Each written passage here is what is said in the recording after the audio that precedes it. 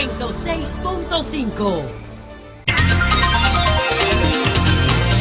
Son las 6:59 minutos. Buenos días, dominicanos, dominicanas, ciudadanos, ciudadanas del mundo. Julio Martínez Pozo, los comentarios de los temas más importantes en el programa de mayor influencia de la radio y la televisión nacional, El Sol de la Mañana. En este miércoles 18 de julio del año 2018, buenos días a todo el equipo del Sol de la Mañana. María Elena Núñez, buenos días Oli Matos, Aníbal Carrosario, Pablo Maquini, Eury Cabral, José La Luz, Melton Pineda, Dona Maurice Aybar, nuestros colegas de 5 a 7 de la mañana, Humberto Paniagua, Andrés Martínez, Luis Ramírez, Daris Terrero, Joselito Félix, en Santiago de los Caballeros, Ramón Paulino, así late la ciudad corazón. Manuel González Manegonte, nuestro catedrático del sector agropecuario. Buenos días a Rafael Díaz, nuestro cronista deportivo. Helen Gil, nuestra productora. Sonia Patiño, nuestra coordinadora. Buenos días a Joa Bernal, buenos días a todo el equipo y a la teleaudiencia de Telefuturo, Canal 23. Buenos días a todos y a todas. Desde el principio, pues fue lo que dije con relación al busto de Duarte, que probablemente esa imagen que veíamos ahí era la más cercana al padre de la patria, con la que pudiésemos realmente contar en términos verídicos, verificable, porque no había fotografía de Juan Pablo Duarte, solamente una fotografía, y esa fotografía se hizo después de los 60 años de edad. Nadie tiene fotos de un Duarte joven. El Duarte joven, pues se creó en el imaginario. Es decir, vamos a ver el modelo de Vicente Celestino, su hermano, cómo era de joven, y a partir de ahí vamos a recrear a un Duarte. Y entonces, en función de eso, surgió un óleo, que es la imagen que está en todos nosotros, que es el Duarte, que es el Duarte que conocemos, el del óleo de 1890 de Abelardo Rodríguez Urdaneta. Pero el óleo es una pintura, no es una fotografía. Hay parte del imaginario recreada en ese óleo. Esta estatua, este busto, se hizo en base a la fotografía última del padre de la patria y a la única fotografía del padre de la patria. Ahora, ¿qué es lo que nos ha ocurrido históricamente con el padre de la patria? Que, sin desmedro de sus méritos, no nos han parecido suficientes, y entonces hemos vivido históricamente haciéndole añadidos que lo presenten como una persona que no era de carne y hueso. No era de carne y hueso, sino una persona muy próxima a la santidad. Y entonces con una serie de cosas que no tenían que ser necesariamente parte de sus atributos, y por eso él no es menos grande. El hecho de haber ideado un proyecto independentista y un proyecto independentista sin ningún tipo de atadura, sin ningún tipo de dependencia, y haberse mantenido firme en la creación de ese proyecto invariable, y haber hecho todo lo humanamente posible para que ese proyecto se materializara. Ese solo hecho hace a Duarte el padre de la patria dominicana, sin mayores discusiones. Sin mayores discusiones. Fundó la sociedad secreta La Trinitaria. Esa sociedad articuló su proyecto independentista en competencia con otros proyectos que también querían la separación de Haití, pero esos proyectos tenían ideas distintas, porque en la mayoría de la gente que en ese momento hacía actividad pública, hacía actividad social, no creía en la posibilidad de sustentar una república independiente con el peligro que representaba Haití. Y entonces ya hemos explicado que estaba el proyecto de los que querían una afiliación con Francia, el proyecto pro España.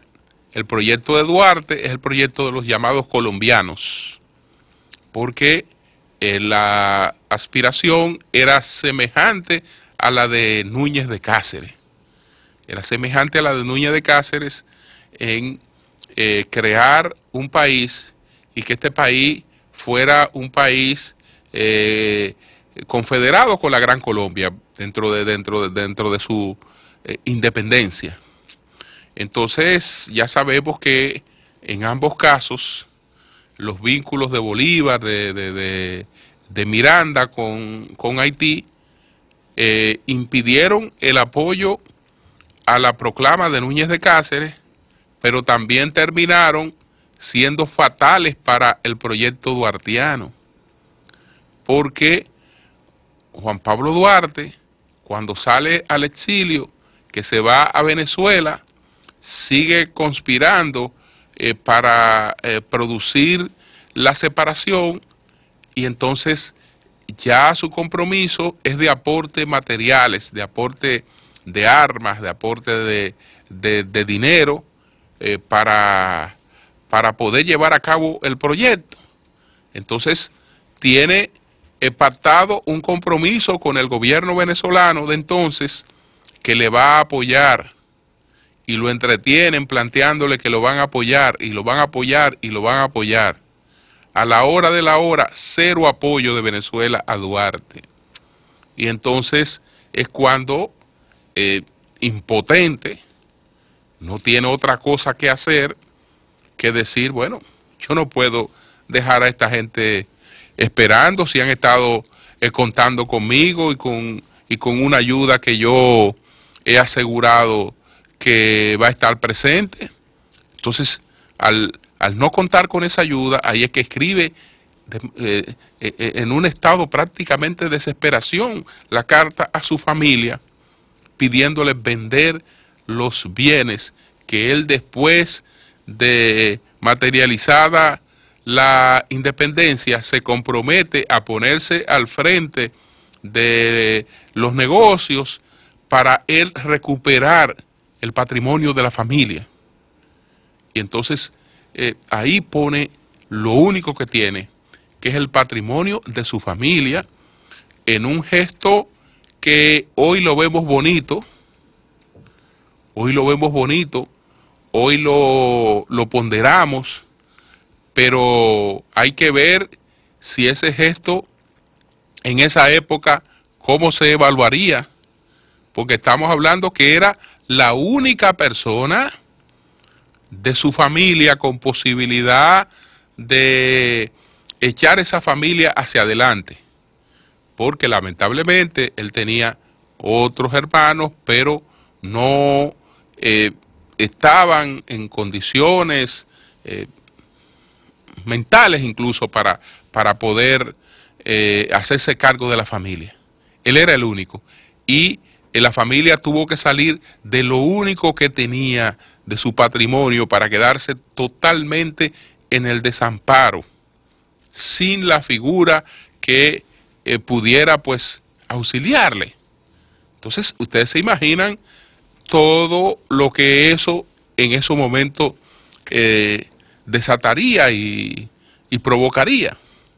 Incluso ya he explicado en otras ocasiones aquí que el proyecto duartiano, que hoy goza de una popularidad inmensa, que hoy goza de una valoración incomparable, en esa época ni siquiera fue un proyecto popular.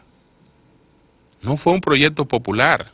Es decir, la mayoría del pueblo dominicano, integrada por mestizos, personas de las que llaman de color, no creía en ese proyecto de esos blanquitos españolizados. Pues la gente decía que esa gente lo que quería era la independencia para esclavizarlo. Y entonces tenían la misma, no pensaban distinto que lo que pensaron frente a Núñez de Cáceres. Y aún así, este hombre pues lleva a cabo su proyecto, bueno, con el auxilio eficiente de Francisco de Rosario Sánchez, que en ausencia en el país de Duarte se pone pues al frente de la conjura y logra materializarla. Entonces, a partir de ahí hemos querido tener a un Duarte esbelto, a un galán. Hemos querido tener a un Duarte intelectual. Hemos querido tener a un Duarte militar. Hemos querido tener a un filósofo. Hemos querido tener todo en Duarte. Cosa que no era ninguna de esas, pero sí, pues, el forjador de la dominicanidad. Entonces, ahora nos encontramos con esto. Pues tenemos una estatua de el Duarte que era Duarte, pero nos estamos burlando de nosotros mismos, diciendo que no, que ese no es nuestro Duarte, porque el Duarte nuestro es el Duarte bien buen mozo que nos idealizaron. Es el Duarte nuestro.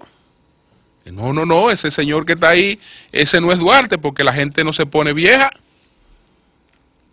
La gente no envejece, y sobre todo si está afectado por una enfermedad. No, la gente no envejece.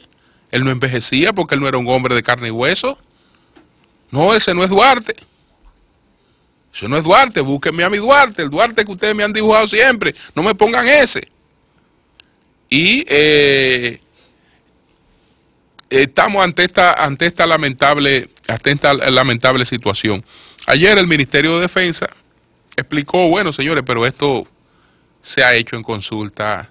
Bueno, ahí estaba la Comisión de Efemérides Patria, Juan Daniel Balcácer, testificando que eso se ha hecho en consulta con todas las entidades, con el Instituto Duartiano, con todas las entidades, y esa es lo más cercano a la fotografía última del padre de la patria, aunque no nos guste. Entonces, nadie sabe si eso tiene una gran impopularidad, pues para adelante, porque habrá que modificarlo y poner al Duarte que la gente quiera ver. Lo importante no es el Duarte que la gente quiera ver, porque lo del Duarte no era la figura, ni cómo era, ni cómo tenía los bigotes, cómo tenía la frente, ni cómo tenía la nariz. Lo de Duarte es el ejemplo. Lo que tenemos que preguntarnos no es si ese busto se parece a Duarte, es si el país que estamos viviendo se asemeja al país que él quiso legarnos. Es la búsqueda de su obra, en la conservación de sus realizaciones, donde nosotros debemos inspirarnos, porque lo demás es tontería, lo demás es que no queremos ser como somos, no queremos parecernos a nosotros mismos. Y entonces, Amauris. El sol de la mañana, el sol de la mañana. Bueno, miren, con relación a la denuncia de Farideh Raful, en las preguntas que le hicimos a Farideh Raful, pues cuando vino aquí, estaban reflejadas una serie de cosas que planteaban nuestra posición con relación a ese tema. ¿Por qué? Porque realmente es que esta práctica, señores, de querernos burlar de la ignorancia del pueblo dominicano y de la mayor parte de la gente, querernos burlar de eso, colocando de manera escandalizada cosas que frente a la gente lucen escandalosas, pero que no necesariamente son irregulares o ilegales. Yo creo que eso no constituye ningún aporte. Eso no constituye ningún aporte. Le preguntamos, bueno, y si una persona es objeto de alguna acusación, eso elimina un compromiso con esa persona. Es decir, eso elimina una contratación que se haya hecho antes de que eso ocurriera. Eso elimina que se paguen unos trabajos hechos antes de que eso ocurriera. No, eso no elimina eso.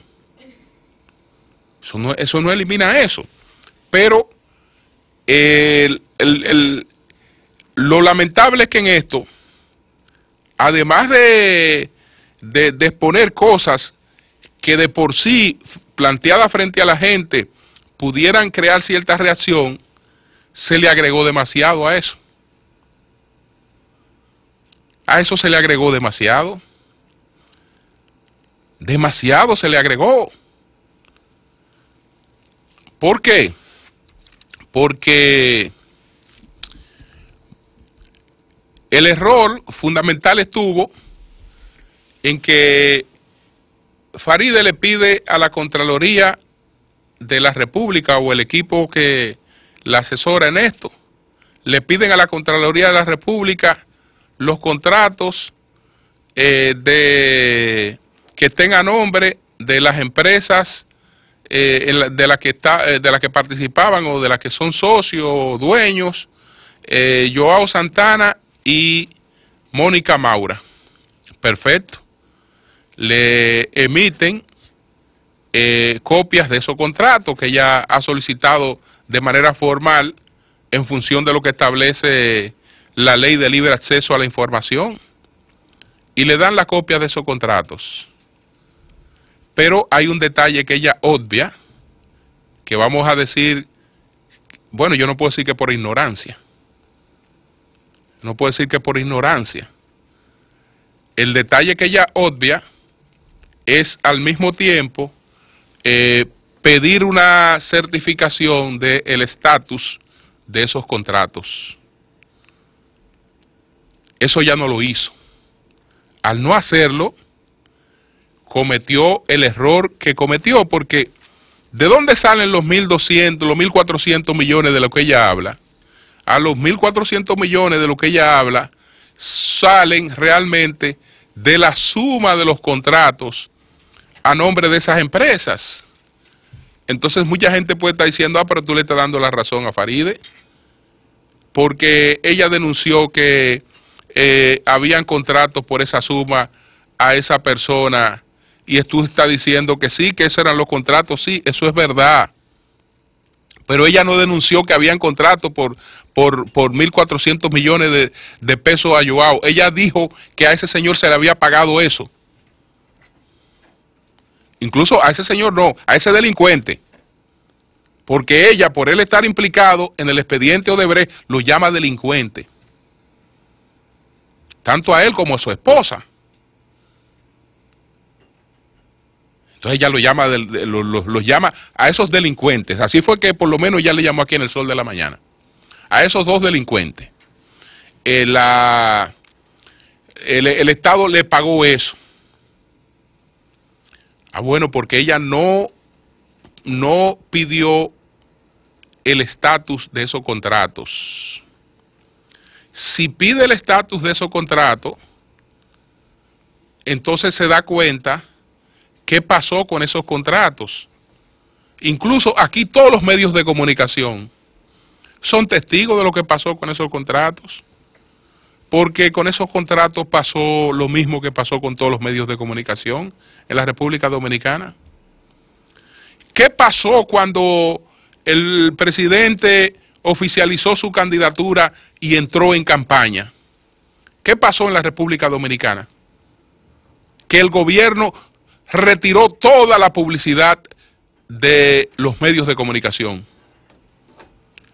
Es decir, que el gobierno suspendió todos los contratos de publicidad, absolutamente todos los contratos de publicidad del gobierno fueron suspendidos cuando el presidente Danilo Medina entró en campaña reeleccionista, ya de manera oficial. En esa misma etapa, el gobierno pues suspende los contratos de Joao Santana, porque Joao Santana entonces se va a estar al frente de la campaña del candidato presidencial a la reelección. Entonces el gobierno le suspende los contratos de publicidad y de creación publicitaria que tenía con el gobierno. Se volvieron a restablecer los contratos con Joao Santana, como ocurrió posteriormente con algunos otros contratos de publicidad. No se volvieron a restablecer porque Joao Santana, en medio de la campaña, se ve involucrado en el escándalo Odebrecht y tiene que salir del país. Pero a partir de ahí no hay más contratación con Joao Santana. Ah, bueno, pero que miren que este hombre tiene unos contratos por 1.400 millones. Señora, pero los únicos que cobran contrato en este país, en función de lo que tienen contratado, son los generadores eléctricos, los que no quieren a Punta Catalina. Esos son los únicos privilegiados que en la República Dominicana se le paga en función de los que tienen contratado, no en función de lo que entregan. A todos los demás mortales, incluyendo a Mónica Maura, que usted le llama delincuente, y a Joao Santana, que usted le llama delincuente, y a todos los demás mortales, dominicanos o extranjeros, que brindan algún servicio, se les paga en función de lo facturado, de lo ubicado, de lo realizado. ¿Qué quiere decir esto? Que si ese señor y esas empresas tenían un contrato para desarrollar un ejemplo, este señor va a desarrollar 16 campañas publicitarias en X tiempo. Eso hace este monto, porque él va a desarrollar 16 o 20 campañas publicitarias. Pero resulta que el señor no desarrolló las 20 campañas publicitarias. El señor nada más realizó 4 en el periodo en el que no tenía ningún inconveniente, en el que no se había iniciado la campaña del presidente Danilo Medina. Lo único que el Estado Dominicano le puede pagar a ese señor fue lo que realizó. Lo único, lo que tenía facturado, lo que tenía ubicado, lo que estaba verificado, lo que estaba entregado. Si de las 4 para adelante no se hizo la 5ª campaña, no le pueden pagar la 5ª campaña, a menos que él no sea generador eléctrico. No, si es generador eléctrico, de los que no quieren a Punta Catalina y de los que han entrado en connivencia para financiar una serie de cuestiones, no hay problema. Pero si no es generador eléctrico, Si no es generador eléctrico, entonces tiene que estar sometido a todas las reglas que están, todos los demás procedimientos del Estado. Entonces, ¿cómo usted se va a poner a repetir y a decir y a difundir que se ha pagado en 1.400 y tantos millones de pesos cuando todas las pruebas que le han mostrado y que usted tenía, aunque no la supiera interpretar o no la quisiera interpretar, establecían que eso no es así? Bueno, vamos a cuestionar como quiera, porque mira que como quiera le pagaron 400 y pico de millones a esos delincuentes. Bueno, ese señor, repito, no estaba contratado como delincuente, él estaba contratado como lo que él es, como un genio creativo, que no tenía no tenía ninguno de los problemas que posteriormente se desarrollaron. Entonces, el compromiso hecho en esa etapa, compromiso que hay que honrarlo. Ahora, lo que quería decir, porque toda esta perversidad estaba dirigida a tratar de plantear que la campaña presidencial la estaba pagando el gobierno. El gobierno que había retirado todos los contratos de publicidad de todos los medios de comunicación. Para que no se confundiera la campaña del presidente con la campaña del candidato. Es decir, la campaña del gobierno con la campaña del candidato. Todos los medios son testigos de eso. Todos los medios son testigos de eso, de que la publicidad gubernamental se retiró en esa etapa y por muchísimo tiempo. Entonces, pero hay que recordar que Farideh Raful denunció que a Punta Catalina le habían aprobado un préstamo secreto y fue un escándalo con el bendito préstamo secreto de Punta Catalina. Un préstamo secreto, porque los bancos dan préstamos secretos, pero sí, los bancos dan préstamos secretos en el sentido de que hay una serie de requisitos que el que lo cumple tiene un préstamo, pero el banco no sale a hacer una rueda de prensa a decir que le hizo un préstamo a Mauri Jaibar o que le negó un préstamo a Mauri Jaibar, porque eso es una cuestión entre el banco y el cliente. En este caso, ¿qué pasó? Como le explicamos en su momento, todo el que tiene una obra en el Estado, que puede ser una escuela o puede ser una gran obra como Punta Catalina, la escuela vale 50, 60 millones de pesos, y el señor que está haciendo la escuela tiene 10 millones de pesos, tiene 12 millones de pesos cubicados.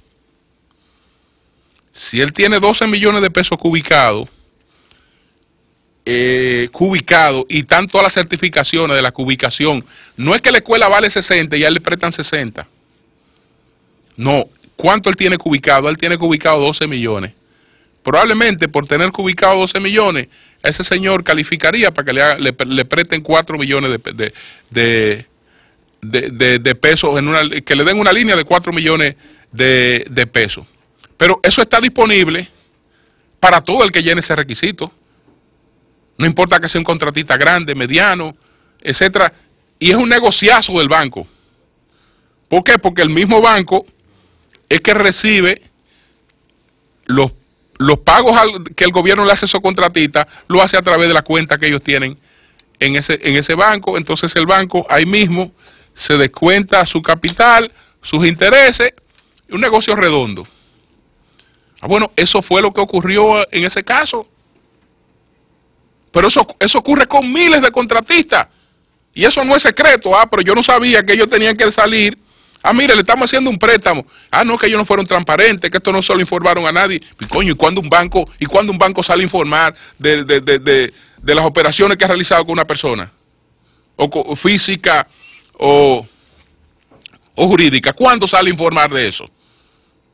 Eso son actividades cotidianas de los bancos pero imagínate, la gente ignorante, usted le habla de un préstamo secreto, y lo creen. Y lo creen. Pero después hubo la falsificación que involucró a algunos medios, planteando que Joao y Maura habían involucrado a Danilo Medina y que ellos habían admitido que Danilo Medina había recibido, que ellos habían dado financiamiento a la campaña de Danilo Medina. Y todo eso se demostró que fue una falsificación. Todo eso se demostró que fue una falsificación. Entonces, ante esto, es lo que planteaba ayer. El denuncismo, sí, te da una notoriedad coyuntural. Pero, ¿qué pasa cuando viene entonces ya una ponderación más objetiva de las cosas?